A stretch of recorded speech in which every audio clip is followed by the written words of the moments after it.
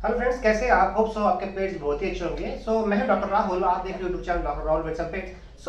Bird care series में आपका बहुत बहुत स्वागत है। फ्रेंड्स, बहुत सारे लोगों की रिक्वेस्ट थी कि सर हमारे बर्ड जब भी बीमार पड़ जाते हैं तो हमें इमीडिएटली क्या करवाना चाहिए। फ्रेंड, आपको एक बात बहुत अच्छी तरह ध्यान में रखना है।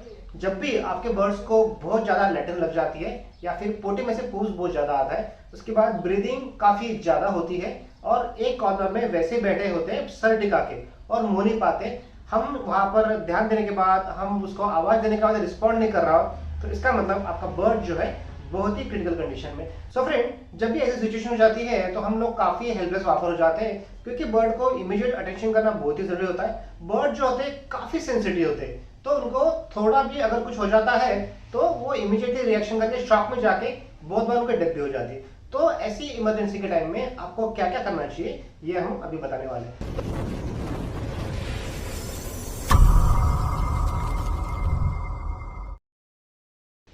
फ्रेंड, बर्ड्स को हम जब भी लाते हैं तो काफी प्यार से लाल दुला से हम उनकी काफी केयर लेके उनको छोटे से बड़ा ग्रो करते हैं, लेकिन जब भी उनको कुछ हो जाता है तो हम काफी हेल्पलेस फील करते हैं। तो उसके टाइम पे हम लोग गूगल में सर्च करते हैं या फिर यूट्यूब पे सर्च करते हैं, तो हमें बहुत बार इसमें कंफ्यूजन होता है हमें यहाँ पर, उसके बाद सोल्यूशन भी नहीं मिल पाता है। तो ऐसे टाइम पे आपको एक अच्छे वेटरी डॉक्टर जो एवियन स्पेशलिस्ट होते हैं, बर्ड के स्पेशलिस्ट होते हैं, उनके पास लेके जाना बर्ड्स को बहुत ही जरूरी होता है। तो उसके पहले जब भी कोई इमरजेंसी सिचुएशन आ जाती है तो हमें बर्ड को क्या करना चाहिए इसके बारे में बताएंगे।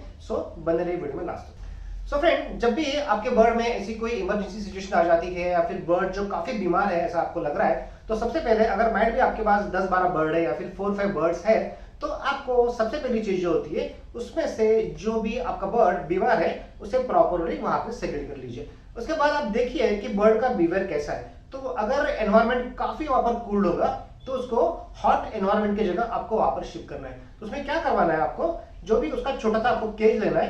केज के नीचे हीटिंग पैड्स आते हैं, तो आपको ऑनलाइन भी इस तरह से मिल जाते हैं, तो ये आपको रखना बहुत ही जरूरी है। अगर आपके पास हीटिंग पैड अगर नहीं है तो हम जो पानी गर्म करने की जो भी वाटर बैग आती है तो आप उसको केज के नीचे रख दीजिए। उसके ऊपर आपको एक टॉवल रखना है, क्योंकि जनरली जो भी सिक बर्ड होते हैं वो केजेस में ऊपर बैठना प्रीफर नहीं करते, नीचे बैठ के सर नीचे डाल के नीचे बैठते।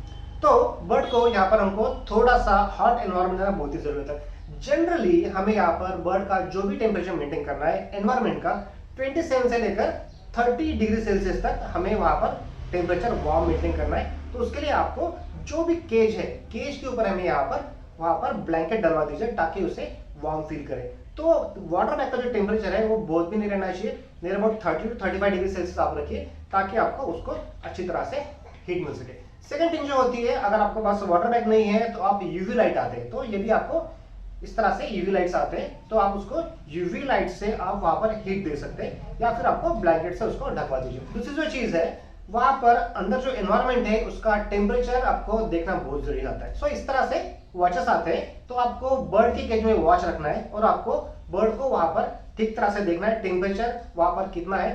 सेकंड थिंग, वहां पर ह्यूमिडिटी भी हमें चेक करना बहुत जरूरी होती है। ह्यूमिडिटी अगर वहां पर कम हो जाएगी तो आपका बर्ड वहां पर डिहाइड्रेशन हो जाएगा। हमें वहां पर टेम्परेचर एंड ह्यूमिडिटी हमें वहां पर बर्ड का देखना बहुत जरूरी होता है। सेकंड जो चीज है वो होती है बर्ड के यूटेंसिल्स। तो बर्ड के पानी पीने के जो भी है वहां पर यूटेंसिल्स होते हैं या फिर फीड जो खिलाने के यूटेंसिल्स होते हैं, ये दोनों भी यूटेंसिल्स हमें बहुत ही अच्छी तरह से डेली वॉश करना है, क्योंकि इन्फेक्शन का जो रूट होता है मेन कॉज 50% रूट यही होता है। थर्ड थिंग जो होती है, बर्ड का जो केज होता है, केज आपको काफी साफ सुथरा रखना है। जनरली ऊपर का जो भी बॉटम होता है जिसके ऊपर बर्ड बैठते हैं और नीचे का जो भी बॉटम होता है नीचे जहां बर्ड बैठते हैं, तो वो हमको डिसइंफेक्शन करना बहुत ही जरूरी होता है। बाद में बर्ड को जो भी वाटर देते हैं तो वाटर में आपको यहाँ पर सोक्रिना करके लिक्विड आता है, तो ये अपना जनरली 1 लीटर में 1 ड्रॉप डलवा सकते हो, तो इससे आप डिसइंफेक्शन कर लीजिए। केज को भी आपको अच्छे से साफ करने के लिए आपको यहाँ पर डिसइंफेक्शन करने के लिए सोक्रिना करके जो लिक्विड आता है 10 ml 1 लीटर में डलवाइए और उससे पूरी तरह से आप धो के डिसइंफेक्शन कीजिए। उसके बाद बर्ड को घर में जो भी अवेलेबल चीजें होती है हमें देखना है कि इसमें आपको बर्ड का रिकवरी आती नहीं। तो जब भी बर्ड बीमार होता है तो एप्पल सीडेड विनेगर होता है, तो ये आप थोड़ा 1 or 2 ड्रॉप्स थोड़ा सा 1 ml मिला के आप बर्ड को देने की कोशिश कीजिए। उसके बाद बर्ड की अगर डाइजेशन की कोई भी प्रॉब्लम है तो हमारे यहाँ जनरली जिंजर होता है, ठीक है, तो हमें जिंजर का जस्ट स्क्रैच करके उसमें से आप 3-4 ड्रॉप्स निकाल लीजिए और इसमें से बर्ड को 2 ड्रॉप्स 3 टाइम्स अ डे कीजिए, तो जनरली बर्ड के जो जनरल डाइजेशन के प्रॉब्लम होते हैं उसमें आपके निकल जाएंगे। बाद में बर्ड पैंटिंग अगर बहुत ज्यादा करता है तो रेस्पिरेटरी प्रॉब्लम के लिए आपको यहाँ पर मिंट लीव्स आते हैं। सो फ्रेंड, बर्ड को अगर रेस्पिरेटरी प्रॉब्लम है तो बर्ड के रेस्पिरेटरी प्रॉब्लम में मिंट लीव्स बहुत अच्छा काम करते हैं। तो आप एक तो काम कीजिए, मिंट की जो लीव्स होती है वो आपके बर्ड के केजेस में डलवा के रहिए। माइट भी उसको अगर अच्छा लगेगा तो वो खाएगा, अगर नहीं कर पा रहा है तो उसके लिए आपको मिंट लीव्स का जो होता है उसको स्क्वैश करके उसमें का जूस निकालिए। जूस निकालने के बाद बर्ड को 3 टाइम्स आपको 2 to 3 ड्रॉप्स देना है। तो रेस्पिरेटरी की जो भी प्रॉब्लम है वहां पर बर्ड के कम हो जाएंगे।